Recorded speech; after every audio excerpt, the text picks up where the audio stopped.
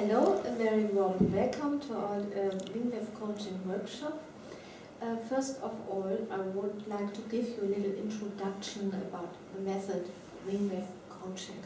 Okay, it's a short-term coaching, and we also call it emotional coaching because we are coaching emotions which could be a blockade to achieve success.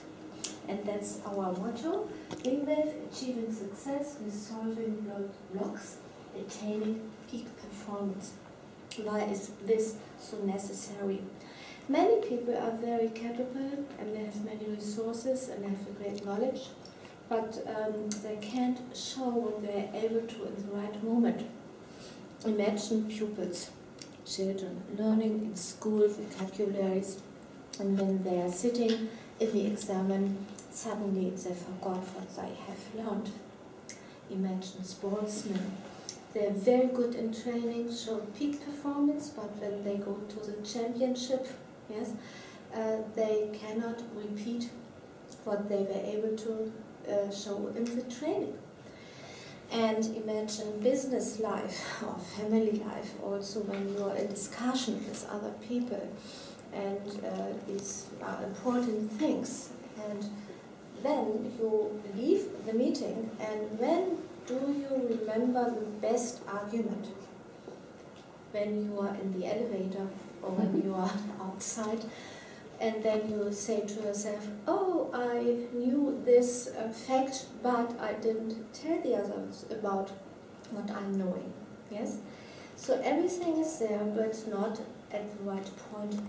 And wingwave coaching is helping to give this a little energy to the brain, that's to the brain waves, which help you to show what you are able to in the right moment. That's the idea.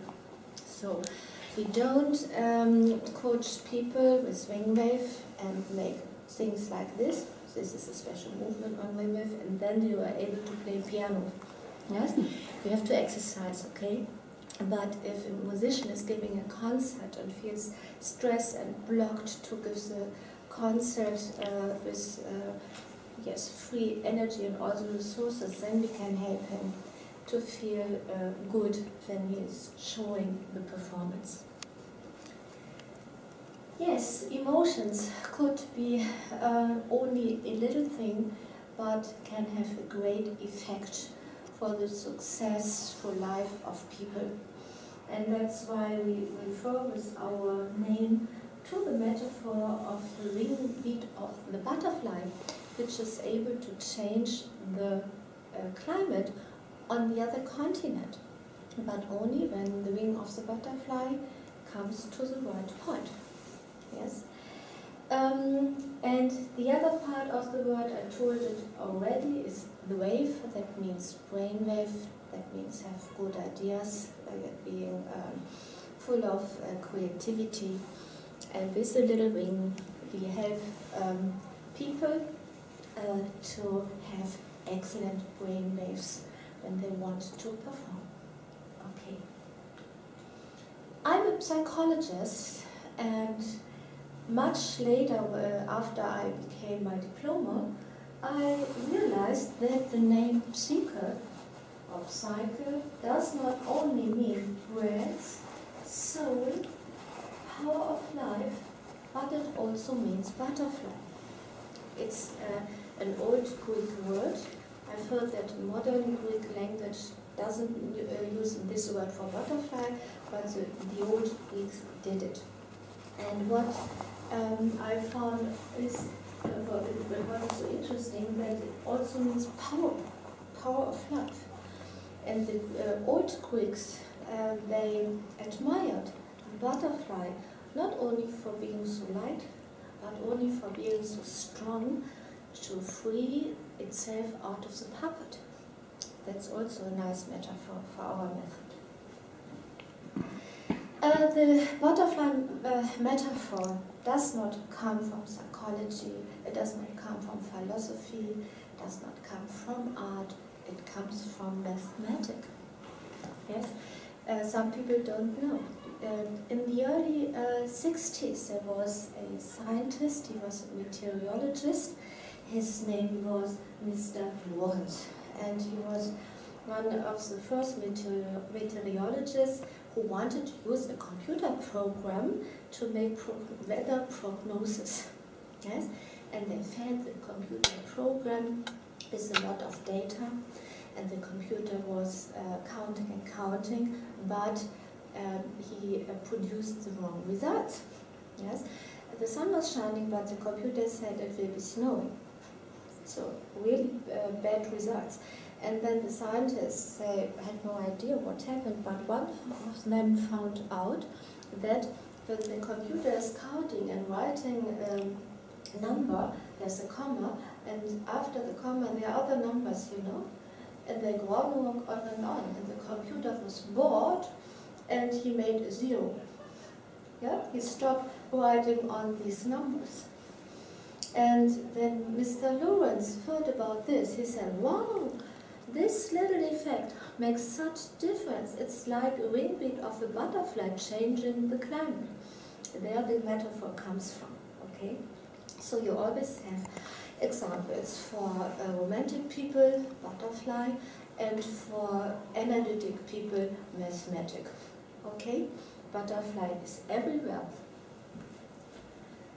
So the word emotion is very interesting because the basic of the word is the Latin word motio, motion, okay? That means that emotion should be a flow, it should come and go, yes? So that's a healthy emotion, and it doesn't matter whether it's very intensive or not, whether it makes a bad feeling or not. For example, anger makes a really strong bad feeling, or fear too, yes? That's not the problem. The problem could be if the fear does not go alone. So then it's no longer an emotion because it's not moving, yes? Give you a little example. We work in Hamburg, where we have our institute, and on a Saturday afternoon we have a nice view on the parking places. Yes? And then when you want to study emotions of human beings, you should go to those places. Yes? Because there you can see what's happening. There's cholerical effects, and they are shouting and screaming. But if you go to a person the next day and you ask the person, sir, are you still angry because yesterday you didn't get your parking slot? Then the person will say, no, I know I was angry, but it's gone. Yes, that means the emotion comes and goes. And if people suffer from sadness or when they are mourning, we shouldn't expect that this feeling should go away overnight, but within half a year it should change by itself. Yes? So that's the emotion when it's a normal thing in life. It's moving. This is a problem. Yes, people come to us and say, it's not moving, it's still there. I'm trying, I'm discussing, I'm talking with friends, it's not going, yes? And what is the problem is you cannot help with words, with talking. I'll give an example. There's a person in Germany who is afraid of spiders, yes? And I go to the person and I say, I have really nice information for you. In Germany, the spiders are nice. Yes, they're not poisoning. So you can feel safe.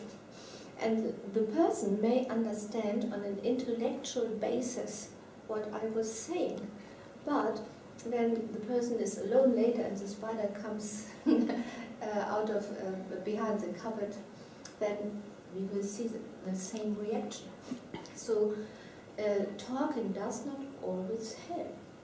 Another thing, there's a person who's very afraid to travel by plane. So I know a really nice intervention. you get a statistic, you sit together with the person, you show the numbers, and then the person will realize that it's much more safe to sit in the plane than to go shopping in London, yes, in the rush hour. Does it help? No. This emotion is like a block. It doesn't go away when we are talking. So for this situation, we need other methods, psychological methods. When people realize and they feel fine, and they have nice, pleasant emotional qualities, then they sometimes they wish that the emotion does not go away. They want to press a button and say, I want to feel like this all my life. Yeah? That's the reason why people tend to leaving parties too late. They think when they're staying and stay, then this nice feeling will keep forever, but in the morning at 7 o'clock it's gone. So German speeches, you should leave the party when it's in the nicest moment. Then you will have a nice memory. Yes? Okay. What we want to show you is not to learn all these words by head. There are too many. I want to drive your attention to the pleasant emotion qualities. Because sometimes in literature about emotions you will read, people only have, or humans only have 5 or 6 emotions. Yes? But if you realize language, that's another thing. We have much more words for emotions, also for positive emotions. Why do we need all these words? Well, we also call this, what we are doing with wingwave, neuro-linguistic coaching. Yes? Because people need all these words to describe the differences. Okay? So when we are working with positive emotions, we can wave in positive emotions in the experience of people. This is another intervention. Then people tell us that joy and humor makes a difference in the body scan. It feels a little bit different, and that's why we need more words than only joy or happiness. Okay? And nowhere in literature about emotion and psychology you will find the word power. But people need this word. They say, I feel so powerful. I can, I can tear out trees. I feel so strong. So, and this is the only word which expresses what they are feeling. That's why we need all these words. And that's why in wingwave we talk about emotion qualities. Okay? So then we have the unpleasant emotional qualities. And this is very important too, because in the wingwave coaching we have a test, a muscle test. It is very well researched on with good effects. And with this test we find out which word matches to a subjective feeling you have in your body. I give you an example. Sometimes people are coming and they are telling you they have a conflict with another person. Maybe a client, and they say the client is always so unfriendly, and I don't like him, and I don't like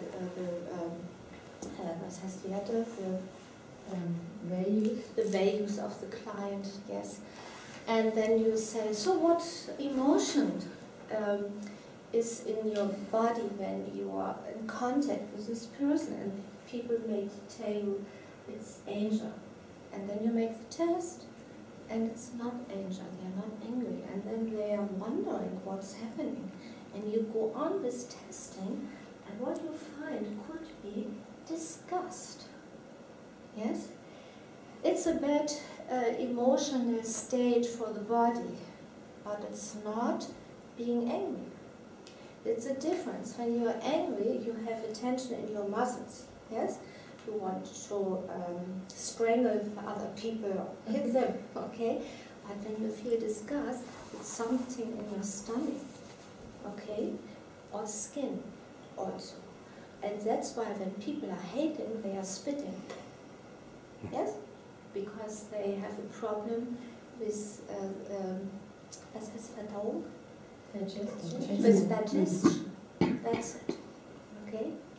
And that's why we need all these words to help people to coach them on the point.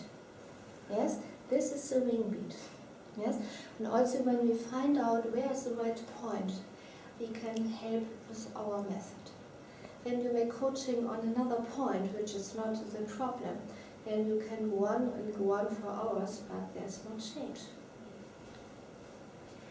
I was talking about where's the sensation of an emotion in your body, and this is an interesting picture I'm showing you. That was an investigation of a person. It was a big research where I think 700 people took part, and they were asked to fill out with colors what words associate in the body scan when they feel about the word. Maybe the word anger, maybe the word fear, maybe the word pride.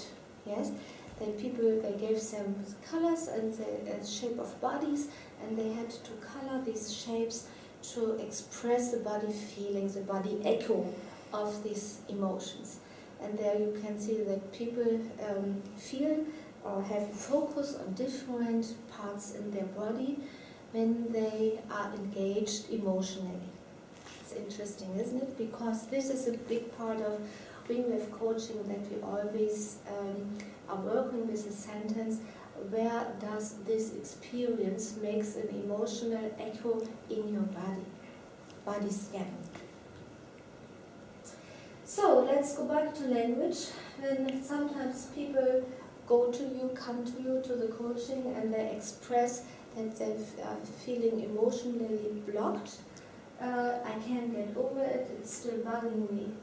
It really bothered me. I haven't gotten over it.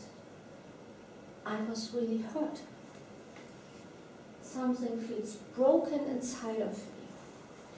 And when you're working in coaching, this is very important for you to know. People come to you and they are clinically healthy. Yes? They don't have a broken leg. Okay? So, but they feel like as if something has been broken inside of them. I had a client and he was sitting in front of the monitor while answering the emails, and suddenly an email came in, and someone of the company wrote to him, "You're no longer a part of our organigram." And he was sitting there and he was telling me it was like a fist coming out of the monitor. Boom! Yes? But when the doctor comes and has a look at the tummy, it seems to be healthy. Yes? But it feels like being hurt. Yes? And what scientists found out is a very interesting thing. They took people who suffer from lovesick. Interesting word. They put them into the brain scan, and what they found out is they have a big activity in the pain center of the brain. So when you're separated, when you feel alone and it hurts, the brain doesn't make a difference whether somebody stood on your toe or somebody didn't want to be in contact with you any longer. This is very interesting.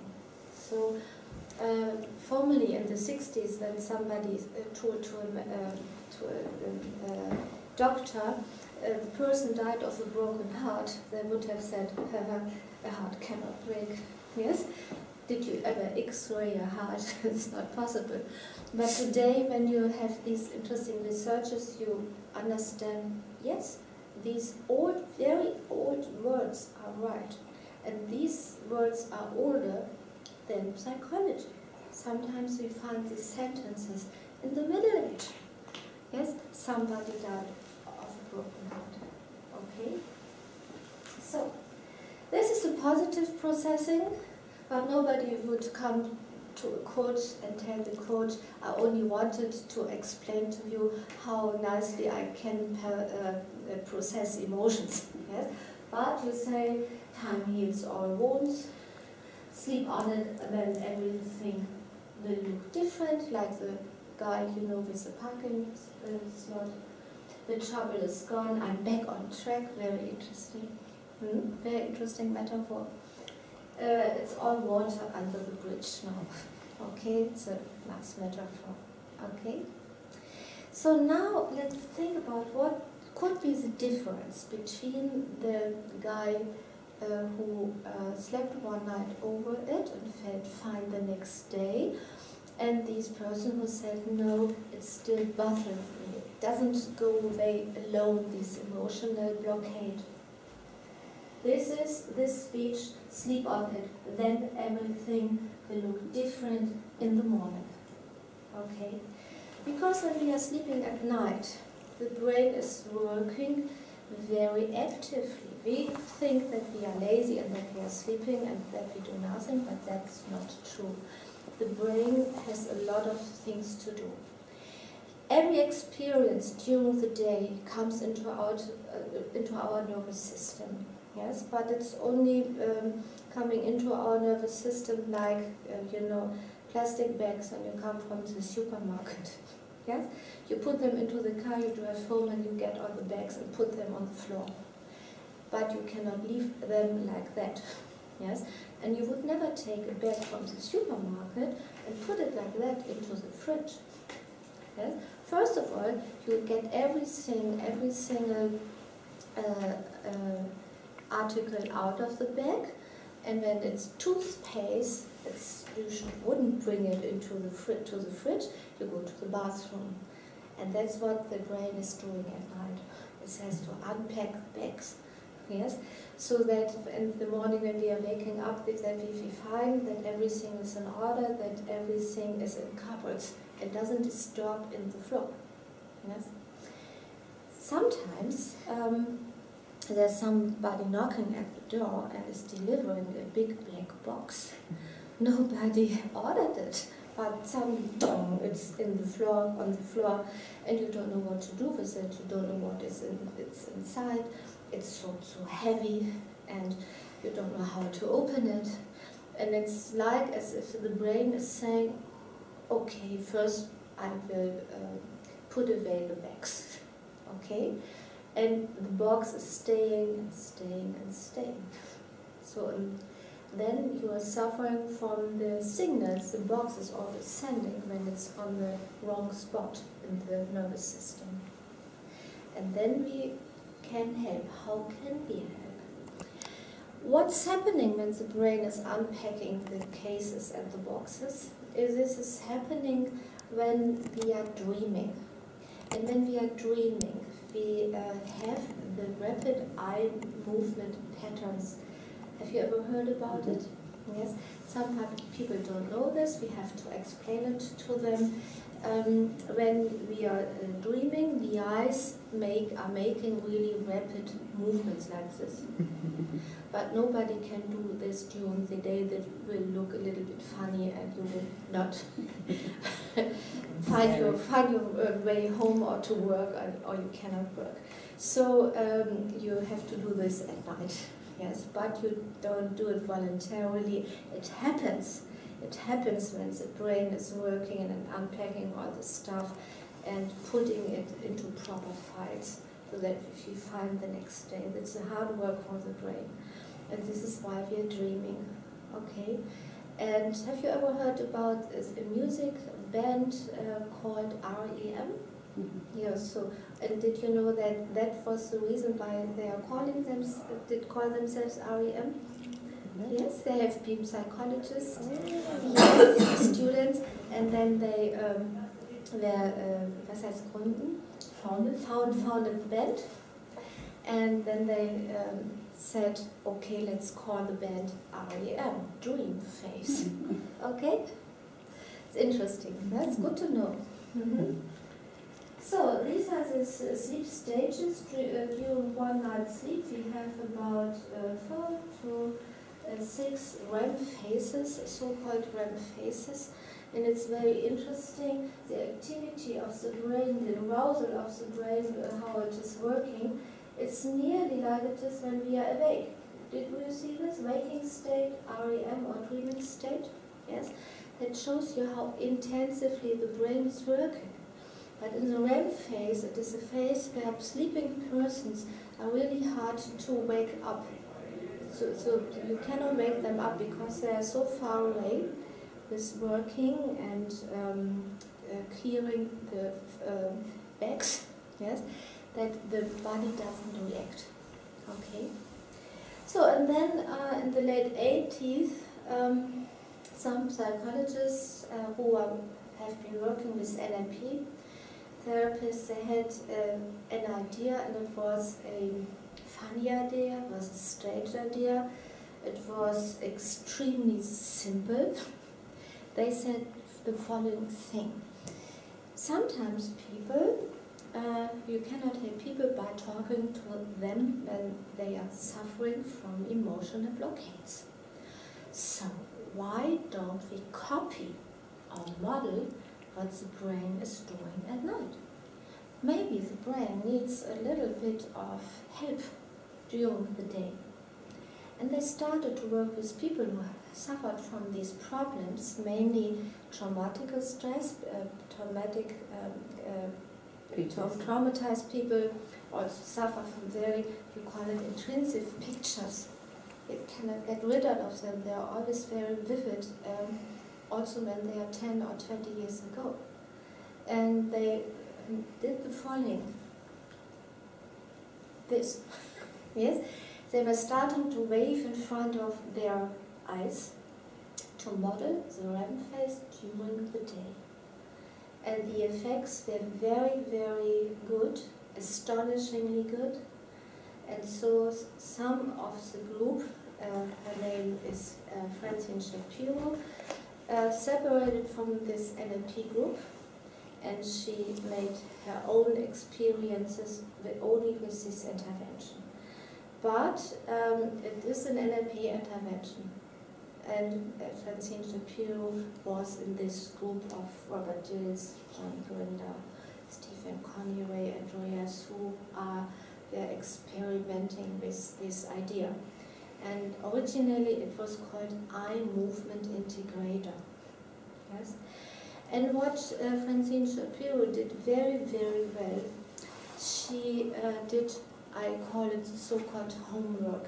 She did researches, okay? She worked with people and she took data, and half a year later then she made catamnesis, asked the people if the effect is still there.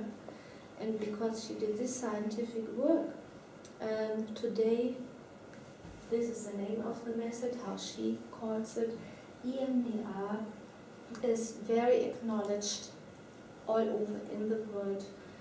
When there's a question what therapy can be used to help people with traumatic stress disorders. Yes?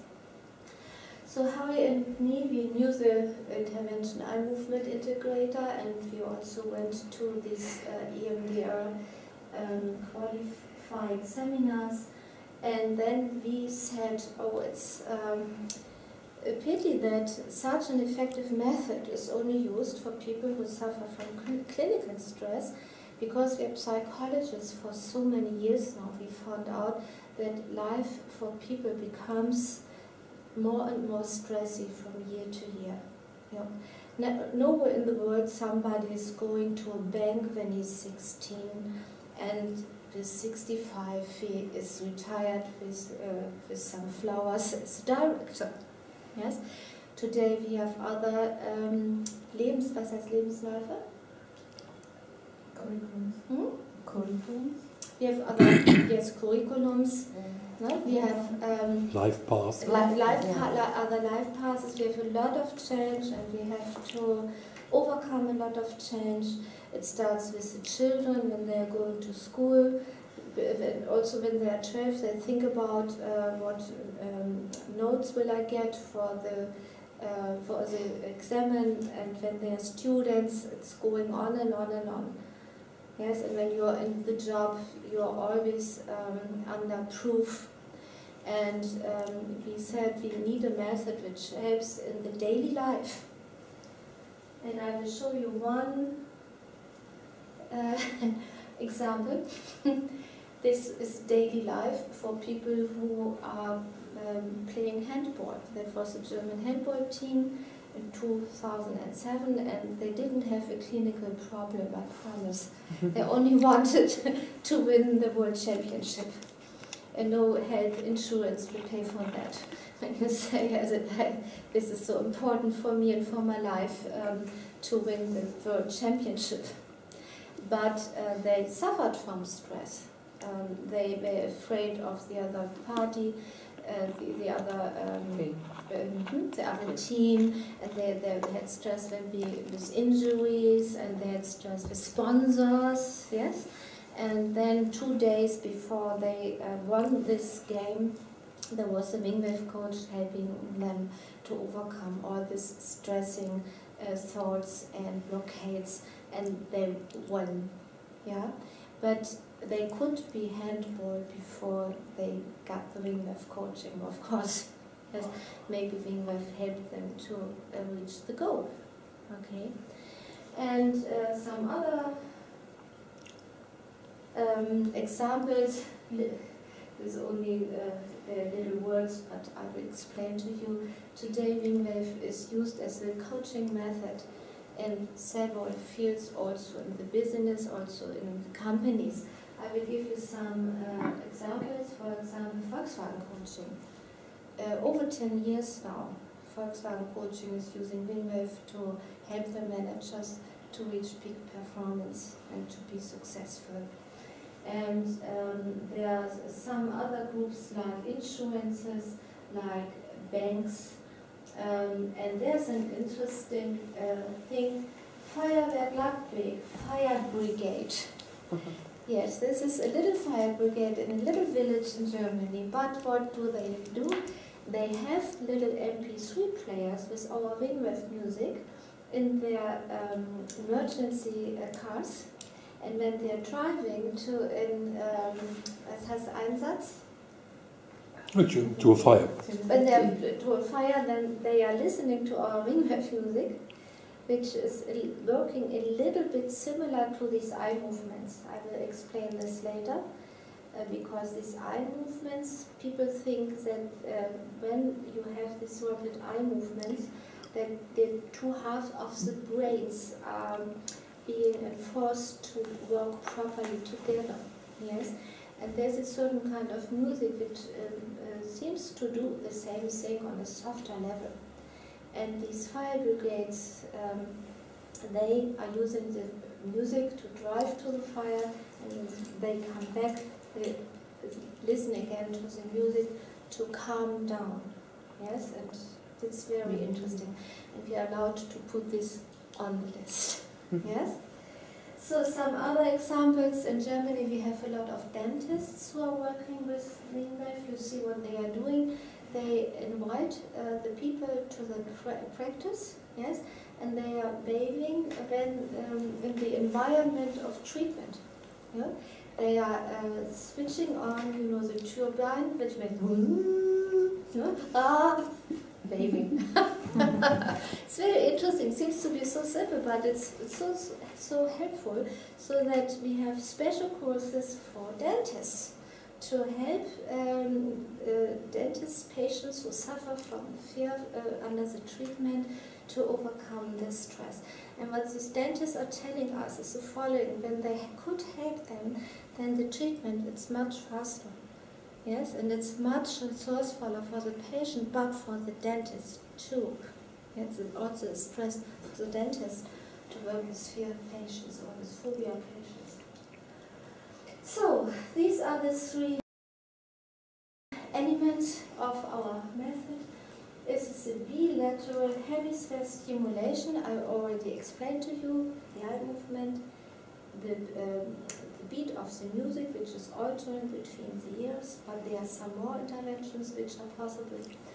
Then the myostatic test, this is a muscle test I told you when explaining how important it is to find the right keywords to plan a successful coaching. And it is neurolinguistic programming or neurolinguistic coaching, like using the right words, leading people on the timeline to their goals, also in mind, to develop visions. And you can combine this method with all these interventions, which are already very good ones. Yes? So, this is a little introduction about wingwave coaching, and this is enough to explain to people why we have this funny idea to wave in front of the eyes, to help people to overcome blockades, to help them to be successful on the point. Okay, thank you.